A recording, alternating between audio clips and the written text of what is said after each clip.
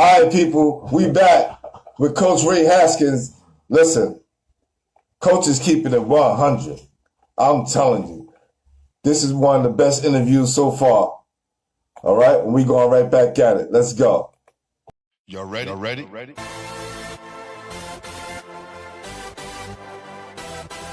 Yeah. You have just stepped into the world of chaos, where everybody goes hard. Come on. Go hard. Go hard. Go hard. Go hard. Go hard. Go hard. Or go home. Never back down. You gotta hold your own. Go hard. Go hard. Go hard. Go hard. Go hard. East Coast. Go hard. West Coast. Go hard. Midwest. Go hard. Dirty. Hurry up, everybody. Get online, buy your tickets, cause the game about to start. All right, Coach. Yeah. We was talking about some of the top coaches, and I know you ran up Will Jackson, Tiny. We got Ron Phelps in the building for Bedford Academy. Phelps, my man. That's my guy. Yeah, he's definitely been doing a hell of a job with those kids, man. I want to bring Ron Phelps in my fraternity. I gotta get him away from Ted Gus. I gotta get him away from Ted Gus. Listen, Rob said he sent all of his kids to college except for one since he's been at Bedford Academy. And the one, I know the kid, that one kid made a choice not to go to college. That's great. That's a hell of a compliment. Yeah. So they definitely keeping the spirit alive, you know, they're great mentors and advocate. Will Jackson, he brought his team out last year to play, I think it was 2 years in a row, to one of my kids who got murdered 2 years ago. And we would do his game. Yeah, CJ Hemingway, Clayton CJ Hemingway, played in my school. Great kid, mistaken identity, and the person says it got caught. But Will Jackson brought his team out last year. I know his father and aunt, they're from Only Practice. Yeah, definitely. Yeah, you're right about that. Yeah. So he was a good kid, and unfortunately we couldn't do it this year, but hopefully in the summertime we can make that happen. So, what do you think happened to New York City basketball, Coach? AAU, it's going all over. It got diluted, but if you really dig deep into it, you'll see all these kids. They say like Corey Fisher, he's from the Bronx. They say he's from Jersey. Got a lot of guys. Even the kid with the Nets, he ain't from no Jersey, he from the Bronx. That was it. The Celtics was the guard. All those guys, they got roots in New York City basketball. That's all. Coach, you got something playing in the background? Is something playing in the background? Yeah, I turned it. Okay. Yeah, now, what you saying about Corey? What you saying about Corey? Corey's from the Bronx. Corey Fisher. Yeah. All those guys, man. You go see these guys, and next thing you know, they from here, they from there. Yeah. Listen, one thing New Yorkers don't do, we don't claim Jim. We ain't claiming Michael Jordan. Right. You know? Yeah, so what? He was born here, but we ain't claiming him. Right. He wasn't raised here. So you think the AAU and the big money has diluted the basketball game in New York City? Yeah. Listen, yeah, kids gotta play. We don't have enough just community tournaments. How many times you played on a community team with your friends before you started venturing? And when you play, you have to pay no damn referee fee. Yeah. You have to pay no referee fee. Coaches took care of that. Yeah. So that's why we got to get back to that. Got to get back to that. You know, we used to have the talent searches and all that. And what's really NC2A is really messed up this because they want to dominate all the money. Yeah. I read this article, Coach. There's a Wall Street Journal article that was written in 2012, I think, or 2011, around one of those years, where they said the Regent exam was implemented to get in the way of New York City sports. Of course. Of course. And those mid-level, those low levels, Division I's and Division Two, they don't come to New York to recruit no more. Right. And see, the whole thing, like, I had an attitude. I think nobody was better than me. When I played in the CIAA, I introduced myself. I don't care how bad you was. I used to say, my name is Ray Haskins. I average 16 points a game. And don't say you got me, because if you do, I'm going to score the first 8 points on you. Coach going to sit your ass down. And I got a guy that hates me. I got a guy that hates me today. He's the athletic director at Shore University. And this is why I never got the Shore University job again. Because he played for North Carolina A&T. He's supposed to be some hot shot guard. And he really couldn't dribble. So we playing in the game. We playing them in the big game in Coliseum. So I take the ball from him. And then I give it back to him. Then he dribble again. I take it again and go lay it up. Of course, you know, my coach had a calypso. And from that point on, I understand I shouldn't have did that. But that was that New York cockiness, you know, coming down there. And he was supposed to be an All-American. You know, a lot of guys from out of town, they're supposed to be this, that, and other, and they can't put the ball on the ground. Right. Because advantage players who could put the ball on the ground. Advantage. So you mentioned Brevo Coliseum. What was the tournaments like back then in the 60s and 70s in Brevo? They was tough. But was it one of the top tournaments? Was it one of the top tournaments in New York City? Yep. Brevo, Soul in the Hole, Rucker, Dykeman in those tournaments, King Towers, they came later. Right. Okay. They came later. You know? So you know, those tournaments came later. So guys like Sam Words and the best tournament ever, Coach, was Citywide. Citywide, yes. Yes. Because you know why? Because you played against everybody who was good. Yeah. In the city. Right about everybody. that. You don't have to you don't have to be eligible to play in the Citywide. Yeah. Listen, about 10, 12 years ago, I ran into Ricky Sobers. Now, I was introducing myself to him. He said, man, I know who you are, Coach. He said, let me tell you a story. He said, when I was a kid, I came up to the Rucker and saw you play, and you turned that motherfucker out. And I was asking about everybody what high school you went to. And they said he didn't go to high school. Wow. And you know what he said? You know what that did for me? Because he didn't play for his high school. Right. Ricky Sobers played for his high school, but he played 16 years in the NBA. Wow. So that's crazy, because they mentioned that on Lloyd's documentary that he was the only player in NBA history that didn't go to high school, that didn't graduate high school. That's what they said in Lloyd Daniels' documentary. He graduated high school. You know why? Let me tell you why. Oh, GED? You get a GED, you get 24 college credits. Right. With a C average. The state automatically gives you your GED diploma. Okay. So remember Butter? Jonathan Frank? Who's that? Butter, Jonathan Frank. He went to LIU. But okay, yes. He had no high school diploma. I brought him in there. He had no high school diploma. Wow. And he had 24 credits C average. He got his high school diploma and got his associate's degree. And he's a college graduate now. Rick Combs asks, how come HBCUs don't recruit in the inner cities? Up north in the inner cities. That's true. Because they don't really have good coaches. That's why. Oh, yeah. They don't have good coaches. They're scared of New York City kids. Listen, a kid can only say so much to you on your team, and you ain't intimidated by him. You know, Mm.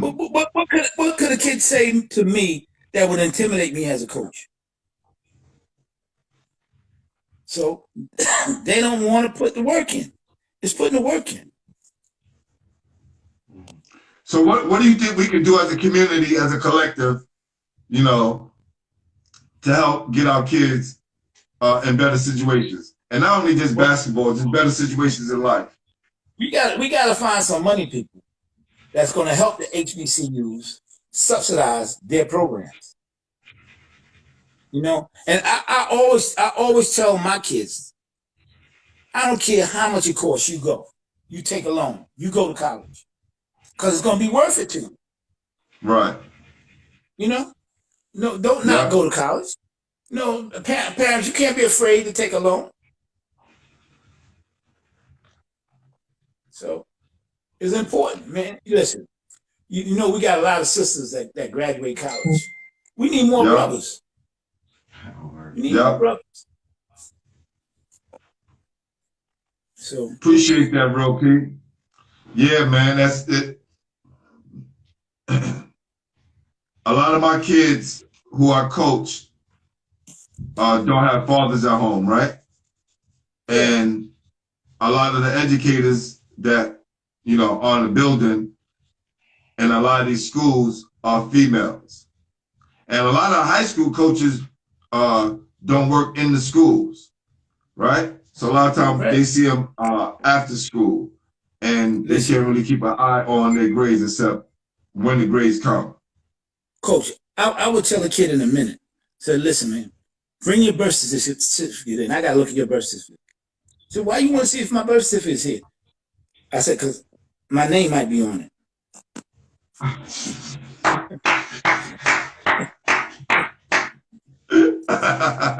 Nigga forgot to sign. Right. Tell them in a minute. In a minute. I was never, listen, I walk down the street, I see a group of kids, I don't go across the street. Right. Go across the street, what's up? How you doing? Right.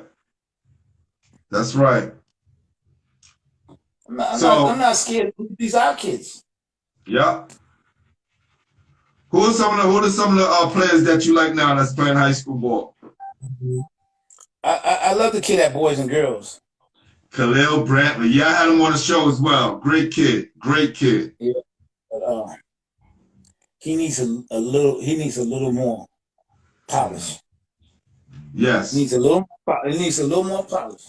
Because when they put the pressure on him, he'll turn the ball over because he'll do things he ain't got no business doing, going behind his back to his legs and all that when he got that kind of pressure. Right. And I thought the team that put the best pressure on them were the Banneker kids, right?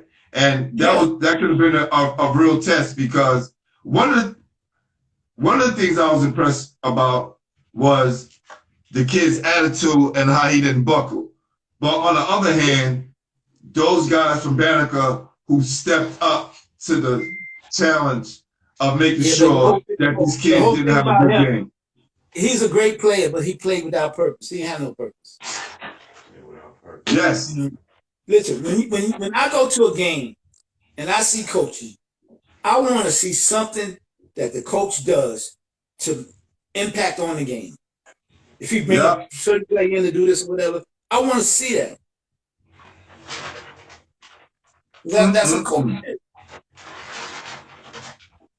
Coach, my boy Larry Timberlake, Coach Timberlake, right? I mean, excuse me, Coach Screen's son, Paco brother. What do you know? First of all, I'm gonna ask this question, but I'm gonna ask this question first. What is your relationship like with Coach Screen out in Flatbush and what he does for a lot of the kids out there? He's a good friend. And when I used to referee his games, I used to give him the money back. I never took money from him. He'll tell you that. Wow. He would tell you that. I didn't want no money from him because I know where he was coming from. See, I know what his sacrifice was. And you know he was a great athlete. Yeah. Yeah, he's all city guard at Rattlers. They went 27-0, won city championship. And Wow. he won city championship in basketball and baseball. He got drafted by the Giants. Wow. That's crazy. Yeah, I might have him on here soon as well. Call Screen. He's an amazing brother, man. He put a Wow. lot of work in. He put work in with those kids. He care about those kids, you know? He ain't turning his back. Even for kids are knucklehead, he's not turning his back.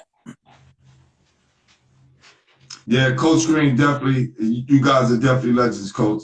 Definitely pillars in our neighborhood for a lot of years. So his son asks, what was your relationship with Mr. Buddy and Les Pilgrim? I knew Buddy all my life. But Buddy was one of my mentors. I used to be really good friends with Les Pilgrim, but the principal at Jeff, when I was at Reed, came to me, wanted me to coach the Jeff team. And Les Pilgrim told her that she didn't want to bring a guy like me in. And when I went there to see her, she changed her mind. Wow. You know, because and I understood that, because if I was there, like Les was basically coaching. You know how you have guys there that's coaching, but they ain't really coaching. Right. So he felt as though that I would be taking something from him. But this has always been my philosophy. You can learn from me, and I can learn from you. Ain't nobody I can't learn from. Listen, I go to some of these games, Coach, and I think I told you this before. The lack of coaching, and I think there's a need for someone like you, and for these people should be reaching out to you to get these lessons, because I try to do that with the kids. A lot of them are lacking, you know. They're closed up. They just want to do the basic. They don't want to do. They don't want to help train coaches. So, you know, I could have got coaching jobs here in Brooklyn at some of these high schools, but they don't have no gym. I ain't coaching nowhere. I ain't got no gym. Right. Cause that's what my joy is in practice. And practice, you ask my guys, practice was the best time ever. Yeah. Right. I practice. The guys love practice. He said, all right, now, my boy said, Larry said, Coach Haskins cursed me out after the wheelchair classic, and he said to me, why you didn't tell me Scream was your dad? That works. Wow. Don't that work? Shit. That means something to me. That's right. That means something to me. That's right. How was Paco as a player? His name came up a few times on here. Paco was a great player. He played at Providence. He wasn't too smart though. Because one time I went to him, and Rick Pitino helped all his guys get jobs. He wanted to help Paco get a job. So Rick Pitino, he wanted to place Paco, and Paco said, I'm all right, Rick, I got my music. What kind of shit is that? He got his music. Fuck out of here. He could have been a coach for somebody's bench. I mean, he played at the highest level. Pitino took care of a lot of his guys. Now, where's he at? Paco told me what you he was all right. Wow. So what made you get into refereeing, Coach? Because when I first became a coach, Lester Roberts, who brought me into coaching, told me if I want to be the best coach could be, I would learn the rules, and I'm able to be able to talk to them, because it's a foreign language. Referees on the court, if they know that you know what you're doing by what you say to them, and they know that they can't take you lighter, you know, they just can't tell you bullshit. Yeah, I had Arthur Lee Walker on here last night. he's been reffing, I think, here 7, 8 years now. And here's a young brother who I seen come up, seen him play at Grady, American International. He wound up playing at Howard University and graduated from there. Did some acting and then started reffing in California. They came back to New York.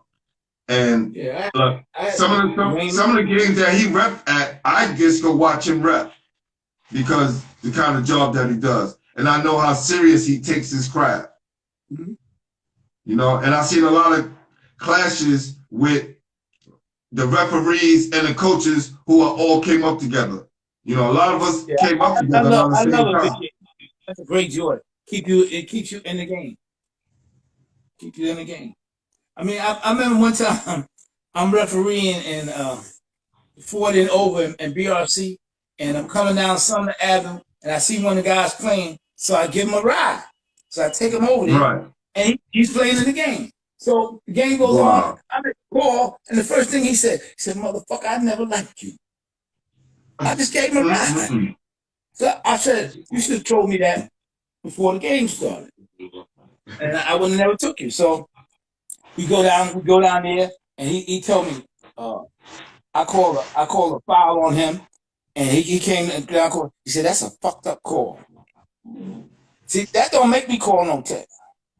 Right. So when he went on the other end, and the guy did what he did down there, and I didn't call a foul. He said, "Why you didn't call a foul?" I said, "Because I didn't want to make another fucked up call." No, he said, "Coach, I'm gonna leave you alone, Coach." Right. We got Playing for Life. Go ahead, Coach. Go ahead. I love officiating. That kept you in the game. Yeah, and it keeps you on your toes. Yeah, I mean, I brought Brimmer through. I brought Pop Brother Darryl Baldwin, Archie Lane. All them guys came out of my class. Brimmer came out of my class. Yeah, he's the top ref right there. Playing for Life Sportsnet said, "We have coaches clinic at Brownsville Sports Zone by Nike." You need to get in contact with Coach. You need to DM Coach, Playing for Life. Make sure you DM Coach Haskins, all right? As well. We all coaches on here, but you definitely need to get at Coach Haskins. Yeah, Antoine used to always, Antoine, he used to always give my name out to Nike. They used to send me places all over the country because he looked out. Antoine Marichon. Yeah. That runs the Dean Street tournament. Yep, running Dean Street and Rose Classic. Yeah, and the Rose Classic. He's done a lot. I'm definitely gonna get him on here because he's definitely had an impact on New York City basketball for sure, and on both sides. Did you get Eric from Game Over? No, I need to get him. If you get in contact with him, because that's another thing I wanna. He got a lot of film too. Okay. So I'm gonna send you his information. Please do. And I want to get. Are you still in contact with Jerry Ice Reynolds? Yeah. Did you didn't have him on the show? No, I didn't get him on the show yet. I didn't have a contact with him, but I definitely previewed him today. All right. As soon as I get off, I'm gonna send you him and Eric. Cool. Anybody else you think I should be talking to, Coach? And and I don't mind interviewing some of the the legends who came before us. That you said some of the people forgot. So if you got a few people that come to mind, please, Coach, send them through. I will. Because I wanted to, I watched Lamar Odom, and I always tell the story because this is one of the reasons why I started the show, along with two of my best friends and one of my good friends encouraging me to start the show. Lamar Odom was on this show called Drink Champs, and it's a show ran by hip-hop guys where they drink and smoke. And Lamar Odom had a substance abuse problem, and they kept feeding him the weed, they kept giving him the liquor, and kept asking him like celebrity questions, and like the Kardashians, and the star-studded questions. and they never talked about his basketball player and what kind of a ball player he was, right? And the roots of his upbringing. And I said, our guys, you know, our fraternity of basketball players and coaches, we need a place where we can tell our story. You know, all the NBA guys have theirs, you know? And New York, look, New York has been the mecca of basketball for many years. And it's a lot of players who come and did their thing, and I think they need to get their roses while they're still alive. You know? So that's definitely the motivation behind it, Coach. All right. And I want to thank you. I want to thank you because, you know, we had a relationship for many years. It wasn't like we was in contact all the time, but you always gave me encouragement. You was definitely a mentor from afar. We watched you, how you conducted yourself, how you always was a man of respect, and definitely a legend where we came up at. So I just want to thank you, Coach. We appreciate you and all the things you have done and all of your experiences because you touched a lot of people. All right. I appreciate it, man. I appreciate you having me. It meant a lot to me. Nah, definitely. Your name was, you know, one of the names that was on the list from the beginning. So I definitely want to get around to you, man. All right. You know, when Tiny was on the show, Tiny was my first guest, you know, and that kind of helped him motivate on his show, right? So we were talking about guys like you, Ted Gustus, you know, all the other guys, older guys who kind of paved the way. And we were talking about doing things like this and seeing how, what we can do to honor you guys. And this is just the beginning, Coach. Okay. Definitely. All right. Yeah. So any last words you want to leave to the audience before we get out of here? No. I look forward to coming back again, getting more in detail and talking some X and O's about basketball and how you approach different situational basketball.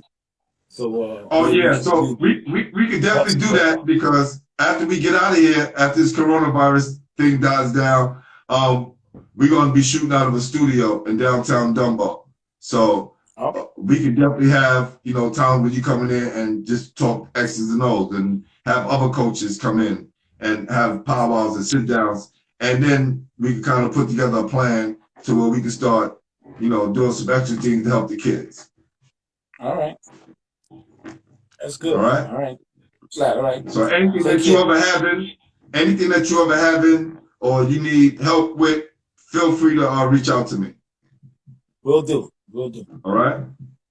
All right. All right, Coach. I'm gonna send you Coach Mortley's number too. Okay, who's that? Deborah Mortley. She had a great program at Lockton. Oh, yes. She She coached me. Ever beat Christ the King at Christ the King. Hold on. Is that the coach that used to coach at Big Apple? I'm in the Big Apple program? Yeah, that's right. Yeah. Let me tell you something. She taught me a lot early on. Her and Gil Reynolds. Yeah. Right? And after we forgot to talk about Gil Reynolds too, Coach. Yeah. Gil Reynolds, definitely. So, hold on.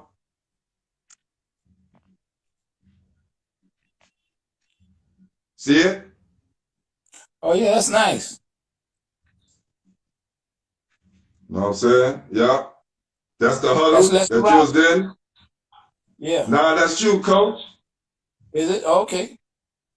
Yeah. All right. Tell me, even though he went to Jackson, he did a great job. So Definitely. All right, Coach.